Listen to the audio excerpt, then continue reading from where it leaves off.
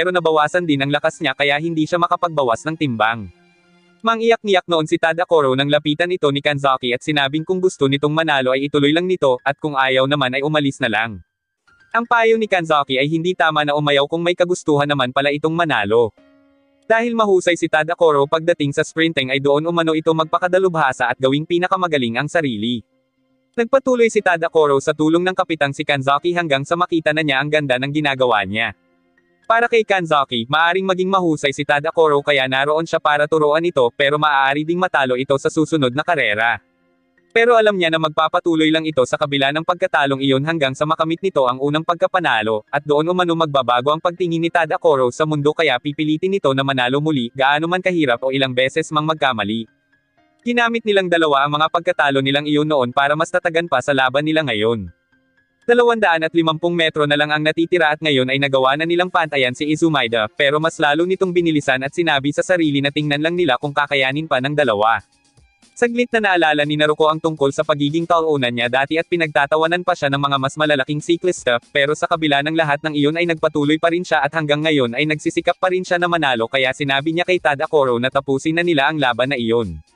Ibinuhos nila ang kanilang buong lakas hanggang sa 80 metro na lang ang natitira bago ang unang checkpoint, ngunit biglang natamba ang mga cone sa daan dahil sa sobrang lakas ng hangin.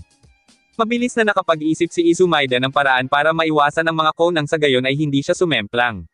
Nakaligtas siya sa tiyak na kapahamakan at muling nanguna habang ang dalawa ay bumabawi pa lang mula sa pagsalubong sa mga cone. Gayunpaman, napansin ni Izumaida na mabilis ang pagbulusok ng dalawa kahit may mga nakaharang na cone sa daan, at sa huli ay si Tadakoro ang unang nakalampas sa unang checkpoint. Hindi makapaniwala si Izumaida na sa kabila ng lahat ng hirap at pagod niya ay natalo pa rin siya. Habang nagulat naman ang ibang team nang malaman na parehong taga Sohoko ang nanguna at lampas sa unang checkpoint. Hindi makapaniwala si Izumaida na sa kabila ng lahat ng hirap at pagod niya ay natalo pa rin siya. Habang nagulat naman ang ibang team nang malaman na parehong taga Sohoko ang nanguna at pangalawa na nakarating sa checkpoint. Dahil doon ay umabante ang team ng Sohoko at pinalitan ang Hakone bilang nangunguna. Nanibago si Onoda sa pwesto nila habang tinitingnan ang 120 siklista na nasa likuran nila, at sinabing mas kampante pa siya sa pwesto nila kanina. Pero sinabi ni Makishima na wag magpapahuli si Onoda sapagkat ginawa ng dalawa nilang sprinter ang lahat para masiguro ang pwesto nila sa laban. Halos maiyak naman sina Teshima sa tuwa dahil sa tagumpay ni Tadakoro, at pagkatapos ay sinabi ni Miki na mauuna na sila at maghihintay na lang sila sa feed zone. Ngunit nakalayo na ang mga iyon nang mapansin ni Naruko na wala na nga pala ang tubig niya dahil itinapon niya iyon kanina. Pilit niyang tinawag ang mga iyon kaya inialok na lang sa kanya ni Tadakoro ang isa nitong tubig, pero kahit ganon ay hindi pa rin nawala ang pag-aasara ng dalawa.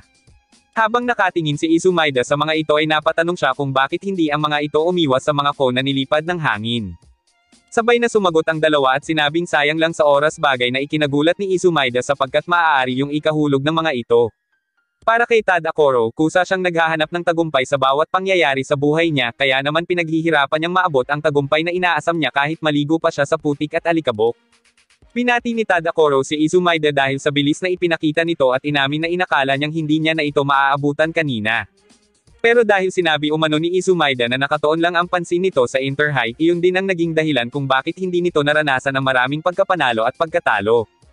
Dagdag pa ni Tadakoro na nagsayang lang si Izumaida ng oras sa pag-aakalang magiging isa itong perpektong siklista.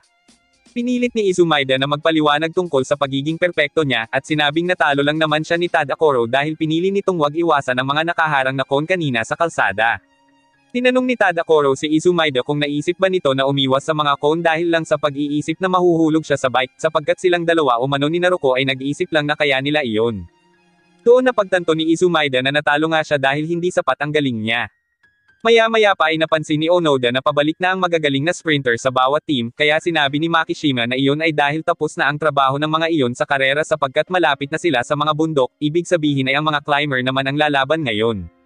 Itinuro ni Makishima kay Onoda ang kabundukan ng Hakone kung saan naroon sa kabila ng bundok na iyon ang finish line. Dahil doon ay inisip ni Onoda na kahit gaano pa yun kahirap ay kakayanin nila, at hindi man niya alam kung anong mga kaya niyang gawin pero alam niya na magaling siyang umakyat. Tulad ni Tadakoro at Naruko na nanalo dahil sa pagsisikap at taglay na lakas ng loob, inisip ni Onoda na siya naman ngayon ang tutulong sa kanilang team. Muli nang nagkasama-sama ang team ng Sohoko High at doon ay binati nila ang nagawa ni Tadakoro at Naruko. Natuwa ang dalawa sapagkat maganda pala umano ang tanawin kapag nauuna sa laban pero sinabi ni Kinjo na nakarating sila doon dahil ginawa ng mga ito ang tungkulin nila. At dahil malapit nang matapos ang patag na daan ay sinabi ni Kinjo kung ano ang magiging pwesto nila papunta doon. Mananatili ang dalawa nilang sprinter sa likod para makapagpahinga, habang si Makishima naman ang haarang sa ibang parating na climber, at si Onoda naman ang manggenguna at aalalay kapag nasa bundok na sila. Bilang tungkulin ni Onoda na mamuno sa team ay tinanggap niya iyon pero paalala ni Makishima na mag-ingat silang lahat lalo na at sa may syudad sila dadaan dahil magsisimula ng kumilos ang iba para paghandaan ang bundok. Hindi nagtagal ay napansin na nga ni Onoda ang isang taga-Hakone na inakala niyang si Manami pero ang totoo ay si Tudo pala iyon. Tulad ng dati ay ipinangalandakan na naman ni Tudo ang kagwapuhan niya kaya sinabi ni Makishima kay Onoda na wag na lang iyong pansinin. Pagkatapos ay tinanong ni Makishima kung bakit yun naroon kaya sinabi ni Tudo na babati lang siya dahil nanalo ang mga ito sa sprint pero kasunod yun ay sinabi ni Tudo na huwag kalimutan ng mga iyon na sa kanila ang Hakone. Kabisado na umano nila ang daan doon kaya hindi nila hahayaan na malampasan sila ng mga taga Sohoko. Sumagot si Makishima at sinabing hindi sila mamimigay ng daan, at isa pa ay si Onoda ang mamamahala sa team kaya magagawa niya ang kung ano mang gustuhin niya. Hindi nagtagal ay nagsimula ng kumilos ang mga sikliste bilang paghahanda sa pag-akyat, ngunit biglang naunahan ng iba si Onoda kaya inisip nito na hindi maaari iyon dahil kailangan siya ang mauna sa lahat ng siklista at kailangan niyang alalayan ang team niya hanggang sa dumating sila sa bundok. Pero habang iniisip iyon ni Onoda ay sinabi ng isang kalahok na may biglang paliko sa bandang iyon kaya dapat mag-ingat ang lahat. Patuloy na nanguna ang lima kaya sinabi ni Kinjo na malapit na sila sa feed zone at susunod na ang bundok kaya dapat maghanda ang lahat.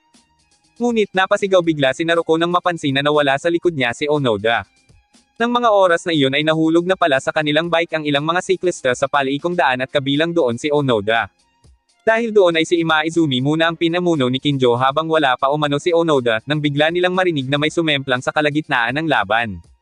Nagulat ang lima lalo na at papunta na sila sa bundok kaya ipinanalangin ni Tadakoro na huwag naman sanang sa bahagi ng laban na iyon dahil mawawalan sila ng isang climber.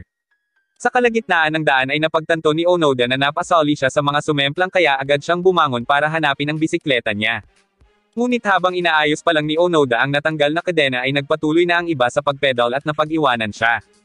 Inisip niya na kailangan niyang makahabol dahil sa tungkuling ibinigay sa kanya ng kapitan nila pero nang paalis na sana siya ay nalaman niya mula sa isang lalaki na siya na ang pinaka nahuhuli sa ranking. Nang mga oras na iyon ay pansin ni Kinjo na pagod na si Imaizumi sa ginawa nitong pag-alalay sa kanila kanina sa patag, at sa ganoong bilis ay hindi na umano ito makakaabot pa sa tuktok habang sina Tadakoro at Naruko naman ay nagawa na ang kanilang tungkulin kanina kaya nahihirapan na ang mga iyon ngayon. At dahil sa hirap ng ruta ng bundok na iyon ay kailangang panatilihin ng mga siklista ang kanilang lakas at bilis habang umaakyat at nakikipagkarera sa mga kalaban. Inisip ni Kinjo na kung isang araw lang ang karerang iyon sa ipinakita pa lang ni Tadakoro at Naruko ay panalo na dapat sila. Pero 3 araw ang itinatagal ng Interhigh kaya may natitira pang 2 araw at kung hindi umano sila magtutulungan doon ay sigurado na matatalo sila.